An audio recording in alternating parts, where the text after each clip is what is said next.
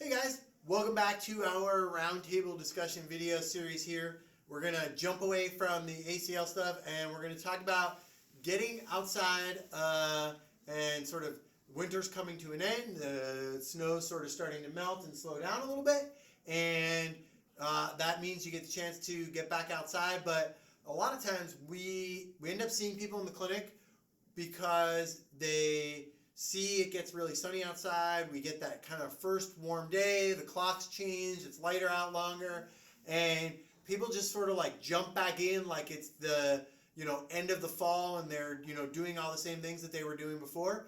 And so I thought it'd be a good idea to kind of chat about some of the recommendations that we use with people as far as kind of building slowly back into their outdoor activities and what they like doing. I know John and Ashley both have sort of like a background in soccer, so they pretend a lot and they are really good at acting and pretending they're good at things. So I thought we would, there you go, let them pretend. If you missed that, make sure you rewind and like go ahead and pan over to John as he's pretending like he's got some biceps there. Winter muscles. Yeah. So I don't know, John, what are some of the things you look at when it comes to giving people recommendations for getting back out and into some of those spring activities?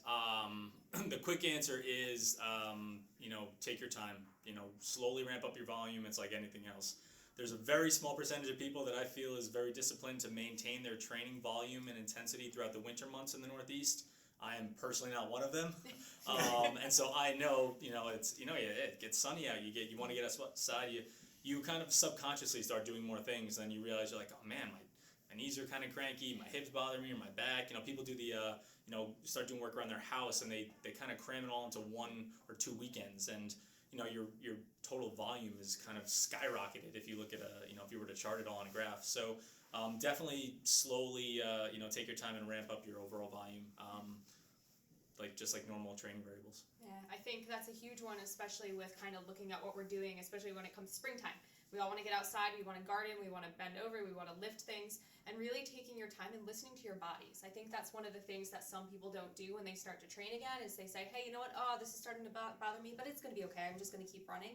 Make sure that you take a step back and say, hey, you know what, I think that I actually do need to take a little bit of a rest. As we said, look at your volume, don't go too hard too fast.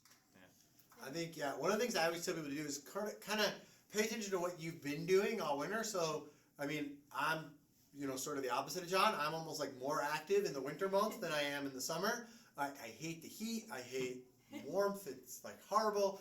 Give me 0 degrees and clear skies and I could be out on a ski hill and I love it. But I love to run, and, I like when it starts to get warm out, you start to get those spring days, I want to get out and run, but I've spent the winter with my ankles locked in a ski boot, and all of a sudden I have no ankle range of motion, and it's almost like a soccer player. I can't move my ankles. I don't whine as much though, still, He's but hiding right now. Yeah. I know, right? So all of a sudden my knees start to hurt. I never get knee pain when I run. My ankles don't move when I'm done skiing. Yeah. So I gotta get into, I gotta make sure that I pay attention, and sometimes like my cardiovascular fitness is almost better than where my muscular fitness is when it comes to running. So I'll go out and run 6 miles and I feel amazing, except the next day I can't walk. And so it's a matter of paying attention to what you feel like, and I do well writing stuff down. So I've got to kind of like write it down and say, oh, you know what? Turns out I ran 50 miles this week. That's a little more than I should be at. Yeah, I need to slow down a little bit. Or, oh, look at that. I feel like I ran 50 miles and I only ran 5. So, I need to pay attention to those numbers. I think you'll find that the 3 of us here are pretty progressive with our clients, and so rarely if something's bothering clients when they come in, we shut them down. We want to keep them going. So I think that's something people are afraid of, but you don't have to be. When I say listen to your bodies, it's not necessarily like John said, shutting down. It's just toning it back. It's not necessarily stopping completely. Yeah. So. Yeah. All right. So with that, hopefully once we get this video up on the internet, we will have past daylight savings time or remove daylight savings time, however that works. We should just get rid of the whole thing altogether. Yeah. It'll be light out a little bit longer, and we'll be getting into those activities. And so look forward to seeing everybody out on the trails, running, and doing all sorts of different things. So have a great day. Enjoy.